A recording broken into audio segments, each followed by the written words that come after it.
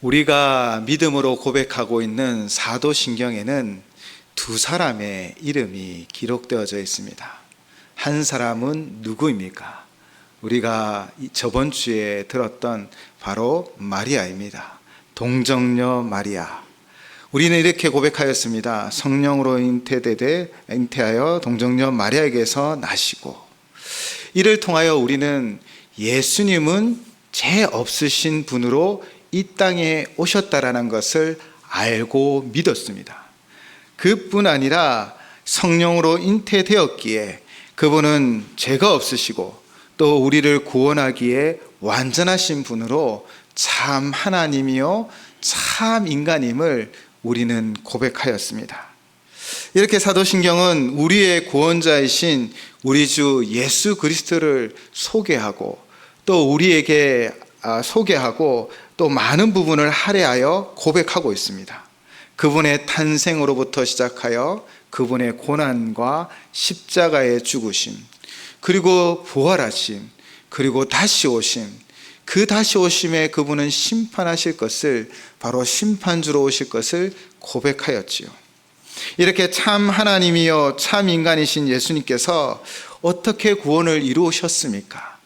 우리는 죄가 없으신 그분이 우리의 모든 죄를 대신 치루어 죄값을 대신 지불하고 우리를 종에서 속량하여 하나님의 자녀가 되게 하였음을 고백하고 믿고 있습니다.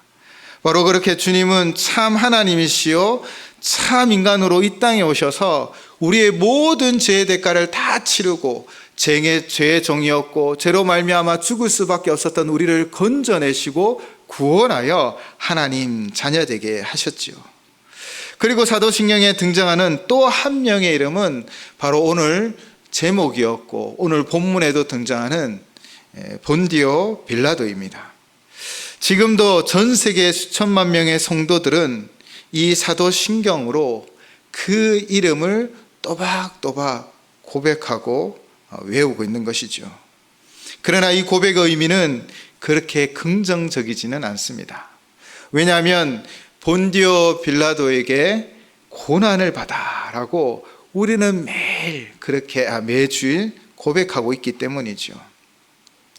유럽과 미국에 유명한 드라마가 있습니다. 그 드라마의 제목은 The Man Born to be King 이라는 드라마인데요.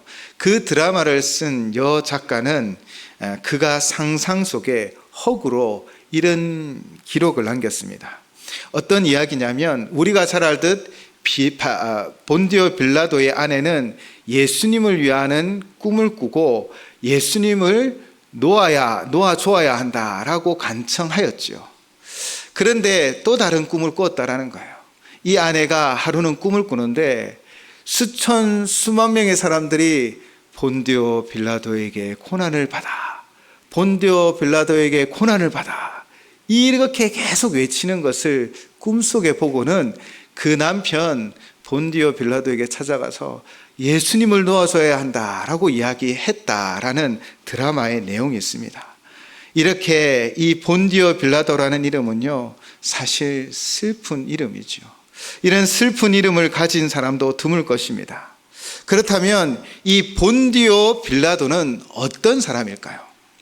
로마의 역사학자 티투스는요 그의 기록에서 이 빌라도는 주후 26년부터 36년까지 유대의 총독으로 있었다라고 기록하고 있습니다.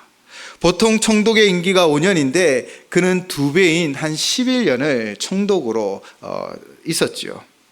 들려오는 풍물에 의하면 이 빌라도는요 눈치가 빠르고 아부를 잘했다고 합니다.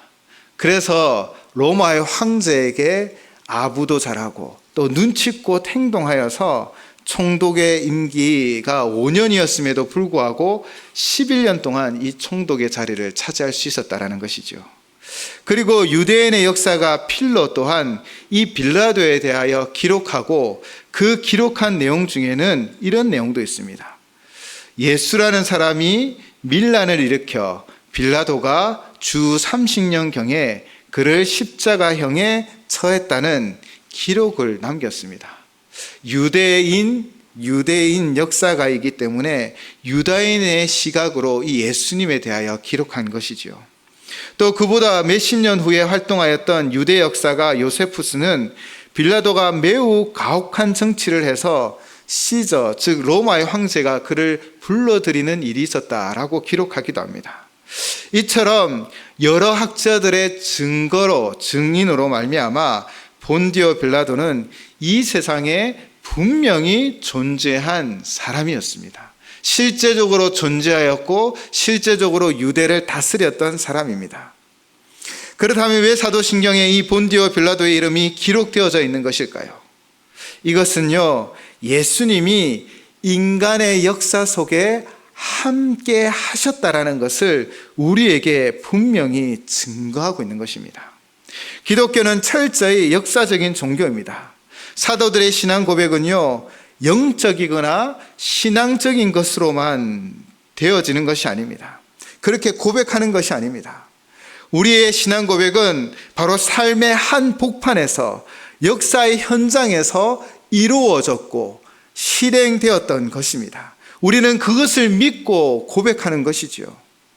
오늘날도 마찬가지입니다. 하나님 말씀은요, 그냥 성경 속 저 오래전 시간, 저 먼 장소에서 이루어졌던 말씀이 아닙니다. 하나님 말씀은 오늘 우리의 삶의 순간, 우리의 삶의 자리에서도 동일하게 역사하는 말씀인 것입니다. 그렇게 우리의 삶 가운데 함께 하시지요. 마치 동화의 옛적에 아주 먼 나라 일 이야기가 아니라는 것입니다. 역사의 주관자이신 성자 하나님이 성령으로 잉태되어 동정녀 마리아에게 나셔서 이 인간의 역사 속에 그 역사 속에서 친히 감당하셨습니다. 그러므로 사도신경에서 본디오 빌라도라는 이름을 기록한 것은 우리의 이 믿음으로 고백하는 이 사도신경이 실제로 일어난 일이요, 역사의 주관자 되신 분이 그 인간의 역사 속에 들어와 이루신 일임을 분명하게 증거하고 있는 것이지요. 5세기 저술가 루피누스는 이렇게 기록했습니다. 이 신경을 전해준 이들이 이런 일들의 실제 연대를 강조한 것은 대단히 지혜로운 일이다. 그렇게 해서 이 전승의 신뢰성을 뒤흔들 불확실성이나 모호함이 생겨날 여지가 아예 사라졌기 때문이다. 바로 우리가 매주 고백하는 본디오 빌라도라는 이 언급은 바로 이 모든 일들이 역사적으로 일어났던 일임을 증거하고 있는 것이지요. 곧 이름을 분명하게 기록함으로 우리가 믿고 고백하는 예수 그리스도, 그분은 이 세상의 역사 속에 드러나셨고 또 그 역사 속에서 십자가를 지셨고 또 그 역사 속에서 우리를 위하여 죽으시고 부활하신 실제적인 예수님인 것을 분명히 증거하고 있습니다. 그렇게 우리를 만나게 하여 그분은 우리가 머물고 있는 이 구체적인 시간과 공간 속으로 내려오신 것이지요. 그리고 인간의 말로 하나님의 구원을 선포하시고 또 이 세상의 역사 속에서 십자가로 구원을 이루어 주셔서 결국 이 세상의 역사 속에서 살아가는 우리를 영원한 세상으로, 영원한 시간으로 그 속으로 인도하고자 하셨던 것입니다. 그러므로 예수를 믿는 우리 또한 단순히 이 세상의 역사 속에 갇힌 것이 아니라 영원한 시간을 사모하며 살아가는 것이지요. 고난을 받아 십자가에 못 박혀 죽으심으로 이 죽으심이 분명한 실제적인 사건이었고 우리의 시간 속에 찾아오신 성자 하나님이심을 우리는 믿고 고백하고 있습니다. 이것이 바로 사도 신경인 것이죠. 그런데 역사의 주관자이신 성자 하나님이 세상의 역사 속으로 오셨는데 그렇게 세상을 창조하신 창조주이신데 그분이 고난을 당하셨습니다. 사도신경은 본디오 빌라도에게 고난을 받아라고 기록하고 있습니다. 본디오 빌라도에게만 고난을 받았다라는 말이 아닙니다. 그 당시 이스라엘은 우리가 알듯 로마의 지배를 받았고요. 로마는 총독을 보내어 이 유대를 다스렸습니다. 이 총독의 치하에서 고난을 당하셨다라는 것입니다. 그 이유는 로마의 총독에게는 사행 집행권이 있었기 때문입니다. 유대에는 이미 산헤드린 공회가 있었습니다. 바로 최고의 의결기관이요 최고 사법기관이었지만 그들에게는 사형 집행권이 없었습니다. 그래서 예수님은 본디오 빌라도 총독의 치하 아래서 재판을 받으시고 고난을 당하셨으며 십자가를 지셨던 것입니다. 이처럼 예수님은요 우연히 고난을 받아 십자가에 달려 죽으신 분이 아닙니다. 로마의 공신력이 있는 재판을 받았습니다. 사도신경에서 본디오 빌라도에게 고난을 받아라고 그 이름을 분명히 기록한 것은 역사적인 사실이요 그리고 로마의 공신력이 있는 재판을 받았다라는 의미가 있는 것입니다. 그런데 그 결과가 십자가의 형벌이기에 우리는 로마의 공신력이 있는 재판을 받았지만 불의한 판결을 받았음을 알 수 있습니다. 오늘 본문은 이 두 번째 빌라도의 재판장에 서신 예수님을 향한 판결이 기록되어져 있습니다. 첫 번째는요 누가복음 23장 1절에서 7절 사이에 기록되어져 있습니다. 무리들이 예수님을 잡아 빌라도 총독에게 끌고 왔죠. 로마를 반역한 자입니다 라고 고소하며 그를 사형을 언도해야 함을 주장하였습니다. 이에 빌라도는요 내가 유대인의 왕이냐 물었고 예수님은 내 말이 옳다라는 대화를 하고 그 뒤에 빌라도가 판단하였을 때 바로 공신력 있는 재판의 재판관으로 빌라도 총독은 이렇게 첫 결론을 내립니다. 누가복음 23장 4절입니다. 빌라도가 대제사장들과 무리에게 이르되 내가 보니 이 사람에게 죄가 없도다 하니 바로 로마의 공신력 있는 재판장에서 이미 예수님은 죄가 없다라고 공포되어졌습니다. 그러나 무리들은 더욱 강하게 빌라도를 밀어붙이죠. 이 상황에서 빌라도는 갈릴리 사람인 것을 알고 예수님을 헤롯 왕에게 보냅니다.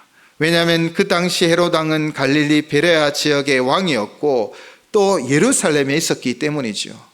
그렇게 예수님은 헤롯 왕 앞에 나아갑니다. 그것이 8절에서 12절 사이의 내용입니다. 그러나 예수님은 아무런 변명도 아무런 말씀도 아니하십니다. 잠잠한 어린 양과 같았지요.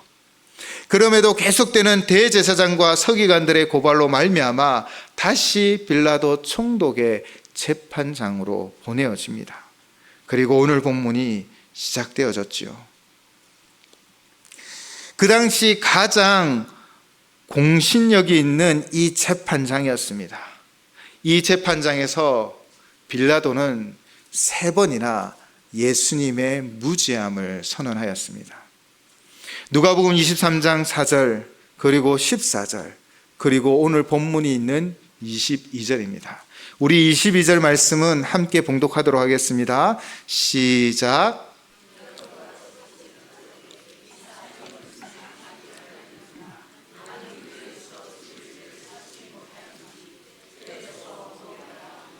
아멘. 본디오 빌라도는 3번이나 죄를 찾지 못하겠다. 이 예수는 무죄하다라고 공포하였습니다. 그럼에도 불구하고 예수님은 어떤 판결을 받으셔야 했습니까? 사도신경은 본디오 빌라도의 이름을 기록함으로 그의 재판을 기억하게 합니다.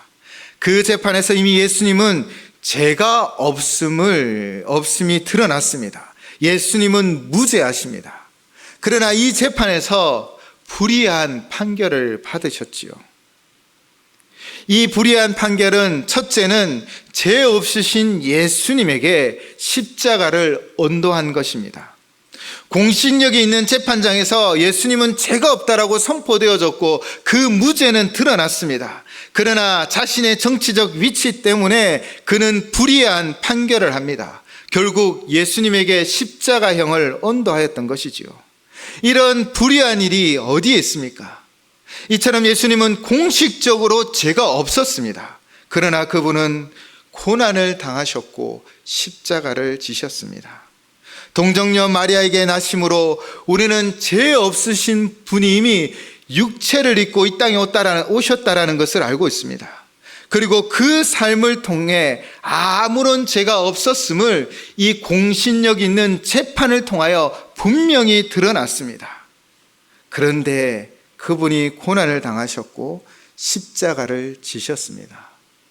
누구 때문에, 무엇 때문에 주님은 이 십자가를 지셔야 했습니까? 죄 없이 이 땅에 오셨고 또 그의 삶은 죄가 없다라고 분명히 재판장에서 공포되어졌음에도 불구하고 불의한 판단을 받으며 고난을 받아 십자가에 못 박혀 죽으셨습니다. 누구 때문에, 무엇 때문입니까? 2004년에 개봉된 영화가 있습니다. 외국에서는 이 영화를 보고요, 살인자와 강도가 자수를 하기도 하였습니다. 이 영화를 제작하려고 감독은 많은 투자자들을 찾아봤습니다. 찾아 만났지만 대부분의 투자자들, 아니 모든 투자자들이 너무나 종교적인 영화고 너무나 리얼리티하고 또 영어가 아닌 그들의 언어인 히브리어로 대사를 한다는 것에 부정적으로 이야기하며 아무도 투자하지 않았습니다. 결국 자신의 전 재산을 투자하여 한 영화를 만들었죠. 그 영화의 감독인 멜 깁슨은 이런 인터뷰를 했습니다. 성령의 감동이 있었고 주님은 나에게 복음 전파의 도구로 이 영화를 만들기를 명하셨습니다. 이득을 얻기보다 복음 전파를 위하여 이 영화를 만들었죠. 그래서 실제로 이 영화를 보았던 강도, 살인자들이 경찰서에 직접 찾아가 자수하였고, 회교국인 바레인에서는 이 영화가 상영되어지자 기독교로 개종하는 이들이 있어 이 상영을 중단하게 하였습니다. 그 영화는 바로 2004년에 상연되었던 패션 오브 크라이스트입니다. 아마 포스터를 보시면 여러분은 이 영화가 어떤 영화인지 기억나실 것입니다. 예수님께서 고난을 받으시며 십자가에 못 박혀 죽으시기 전 12시간의 이야기를 이 성경과 고증을 통하여 자세하게 기록한 것입니다. 이 영화는 사실 제작 당시 많은 반대에 부딪혔습니다. 특히 유대인 단체들은요, 이 영화는 반유대주의 정서를 확산시키는 것이다 라고 이야기하며 시위를 하기도 하였습니다. 그러나 우여곡절 끝에 이 영화는 제작되었고 신사회가 열렸습니다. 시사회를 마치고 인터뷰 시간이 되었을 때 유대인 출신 기자는 이 멜 깁슨 감독에게 묻습니다. 당신은 정말 우리 유대인들이 예수를 죽인 장본인이라고 생각하십니까? 당신의 견해를 직접 듣고 싶습니다. 이때 멜 깁슨 감독의 대답은 우리의 마음을 울립니다. 당신들 유대인들이 죽인 게 아닙니다. 제가 죽였습니다. 저의 죄가 그분을 돌아가시게 했고 저희 죄 때문에 그분이 이런 고난을 받으셨습니다. 예수님의 십자가의 고난의 사건은, 그 고난의 길은 바로 우리 때문입니다. 우리 죄 때문입니다. 우리 죄의 문제를 해결하기 위하여 주님은 죄의 저주를 해결하기 위하여 그렇게 나무에 달려 그 죄의 저주의 문제를 다 감당하셨던 것입니다. 그렇게 주님은 십자가에서 살과 피를 다 주셨고 그 온몸을 직접 십자가에 매달아 그 보혈의 피로 우리의 생명을 대신하셨습니다. 이처럼 예수님의 십자가 사건은 그 자체가 우리에게 큰 은혜요, 구원의 완성인 것이지요. 이 영화를 시작할 때는 말씀 한 구절로 시작하였습니다. 바로 이사야 53장 5절 말씀입니다. 그가 찔림은 우리의 허물 때문이요 그가 상함은 우리의 죄악 때문이라. 그가 징계를 받음으로 우리는 평화를 누리고 그가 채찍에 맞음으로 우리는 나음을 받았도다. 아멘. 그분의 고난은 그분 때문이 아니라, 그분의 죄가 아니라 바로 우리의 죄 때문입니다. 멜 깁슨 감독이 기자의 질문에 대답했듯 유대인 때문이 아니라 바로 우리의 죄 때문입니다. 그렇게 주님은 고난을 당하셨습니다. 채찍을 맞아 살이 찢기시며 피를 흘리셨습니다. 침 뱉음을 당하셨고 뺨을 맞으셨고 가시 면류관을 쓰게 되었고 조롱을 당하였습니다. 그리고 자신의 십자가 형틀을 메고 형장까지 직접 가셔야 했습니다. 이미 채찍으로 피를 흘리고 온몸에 힘이 빠졌음에도 끝까지 지고 가셔야 했고, 그러나 너무나 힘이 없었기에 구레네 사람 시몬이 그 십자가를 대신 지기도 하였습니다. 그리고 그 형장까지 나아가 결국 십자가에 못이 박히셨습니다. 학자들에 의하면 팔뼈 끝부분과 손목뼈 사이를 관통하여 손에 못을 박았다고 합니다. 발 중앙에 못을 박았습니다. 그리고 나무 십자가에 높이 매달았습니다. 시간이 지나면 이 온몸에 힘이 빠져 축 처집니다. 그러면 숨 쉬기가 너무 힘듭니다. 한 번 숨을 쉬기 위해서는 손과 발에 힘을 주어야 하지만 그렇게 힘을 주면 또 찢어지는 고통이 더해져 갔습니다. 당시 고대 세계에서 어떤 사람이든지 이 십자가에 못 박혔다라는 말을 들으면 등골이 오싹해지는 것을 느꼈다고 합니다. 그만큼 이 십자가형은 로마인, 헬라인, 이방인, 유대인들에게는 너무나 악렬한, 또 너무나 치욕적인, 또 너무나 야만적인 처형 방법이었기 때문이었습니다. 그렇게 말할 수 없는 고통의 고난을 주님께서 지셨습니다. 바로 우리의 죄 때문이지요. 주님이 십자가에 달리셨습니다. 바로 우리의 모든 죄의 저주를 감당하기 위해서입니다. 신명기 21장 22절에서 23절 말씀입니다.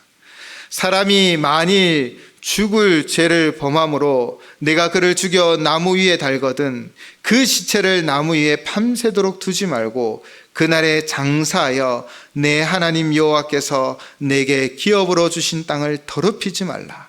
나무에 달린 자는 하나님께 저주를 받았음이니라. 아멘. 성자 하나님이 우리의 이 죄의 저주를 감당하기 위하여, 대신 지기 위하여 바로 그 십자가에 달리셨던 것입니다.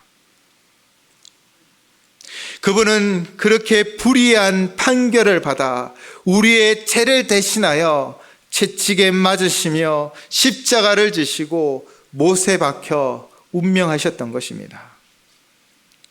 그런데 이 빌라도의 재판에는 또 하나의 불의한 판결이 있습니다. 명절에는 죄수 하나를 살리는 법이 있었습니다. 관습이 있었지요. 그래서 빌라도는 죄가 없다는 것을 알고 있었기에 이 예수님을 풀어주고자 하였습니다. 그러나 흥분한 무리들은 계속해서 외치지요. 십자가에 못 박아라, 십자가에 못 박아라. 그 외침에 본디오 빌라도는요, 그 양심을 팔아버립니다.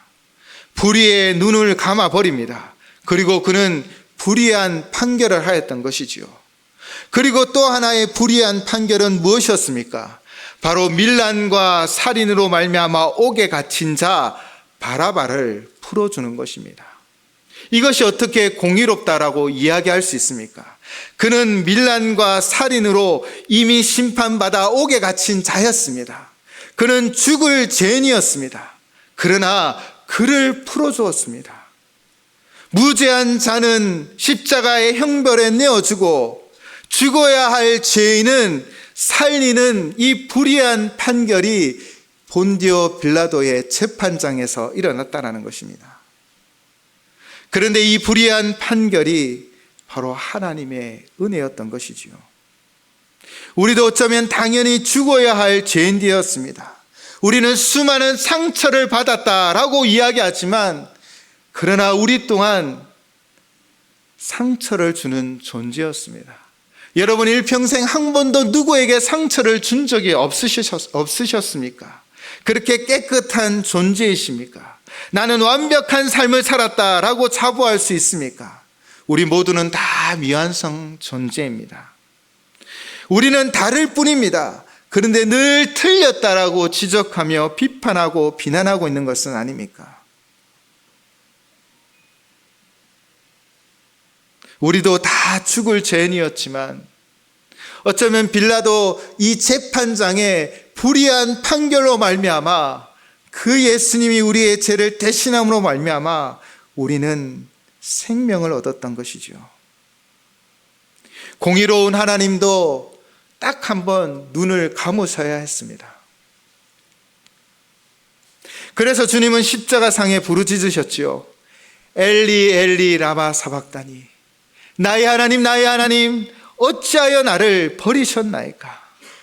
당연히 죄로 말미암아 죽어야 하는 우리를 살리기 위하여 무죄하신 예수님이 십자가에 못 박히셨습니다. 불의한 판결을 받으셨고 하나님은 그것을 눈 감을 수밖에 없었습니다. 왜냐하면 온 인류의 죄를 그 죄의 저주로부터 구원하기 위해서요. 우리를 살리기 위해서요. 우리의 허물 때문에 찔리셨고 우리의 죄악 때문에 상하셨고 우리에게 평화를 주기 위하여 그분은 징계를 당하셨고 우리의 나음을 위하여 그분은 대신하여 채찍을 맞으셨습니다. 그리고 그분은 십자가상에서 이렇게 말씀하셨습니다. 내가 목마르다. 그리고 주님은 말씀하셨습니다. 다 이루었다. 우리의 구원의 대가를 다 치르셨습니다. 죄의 값을 다 치르셨습니다. 우리의 죄의 저주를 친히 그 십자가에서 다 치르셨습니다. 그리고 십자가상에서 주님은 마지막 이렇게 고백하십니다. 아버지, 내 영혼을 아버지 손에 부탁하나이다. 그렇게 그분은 운명하셨습니다. 세상은 불의한 판결을 내려 죄 없고 무죄한 주님을 고난받게 하며 십자가에 못 박혀 죽였습니다. 그러나 하나님은 이 불의한 판결을 통하여 죄인인 우리를 살리셨습니다. 우리를 살리기 위하여 예수를 십자가에 내어놓고 그 두 눈을 감으셨던 것입니다. 밀란과 살인으로 말미암아 옥에 갇힌 자 바라바, 그는 죽어야 할 죄인이었지만 예수님으로 말미암아 다시 새 생명을 얻었듯 우리도 죽어야 할 만한 죄인이었지만 무죄하신 주님의 그 십자가로 말미암아 다시 새 생명을 얻었음을 믿습니다. 우리의 사도신경은 늘 이렇게 고백하는 거예요. 본디오 빌라도에게 고난을 받아 십자가에 못 박혀 죽으시고 죄 없으신 주님, 그분이 인류 역사의 현장 속에 오셔서 역사적으로 그 십자가를 지시고 우리의 모든 죄를 대신 지불하여 친히 십자가에 달려 죽으셨습니다. 우리는 본디오 빌라도에게 고난을 받아 십자가에 못 박혀 죽으시고 라는 고백을 할 때마다 무죄하신 주님이 이 땅 가운데 오셔서 십자가를 우리의 죄 때문에 지심을 기억하며 고백하셔야 합니다. 우리 모두는 바라바였습니다. 그러나 주님이 그 삶의 현장 가운데 나아가 불의한 판결을 받으셔 바로 그를 살렸던 것처럼 오늘도 주님은 우리의 삶의 현장 가운데 찾아오셔서 우리를 건져주시고 우리를 인도하여 주심을 믿습니다. 주님은요, 저 멀리 높은 보좌에서 그냥 우리를 바라보며 이렇게 저렇게 지시하신 분이 아니십니다. 우리의 삶의 현장에 내려오셨어요. 우리의 치열한 삶의 현장 가운데 함께 하셨어요. 그렇게 우리를 구원하여 주셨습니다. 주님은 오늘도 동일하게 우리와 함께하여 주실 줄을 믿습니다. 바로 성령 하나님이 우리의 치열한 삶 가운데 함께 하셔서 우리를 인도하시고 우리를 건지시며 우리에게 역사하여 주실 줄을 믿습니다. 지금도 주님은 우리의 삶의 현장 가운데 찾아오셔서 그 피 묻은 손으로 우리를 안수하여 주시며 우리를 이끌어 주시며 우리를 고치시며 우리를 치유하여 주실 줄을 믿습니다. 그래서 우리는 오늘 이 찬양의 고백을 올려드리는 거예요.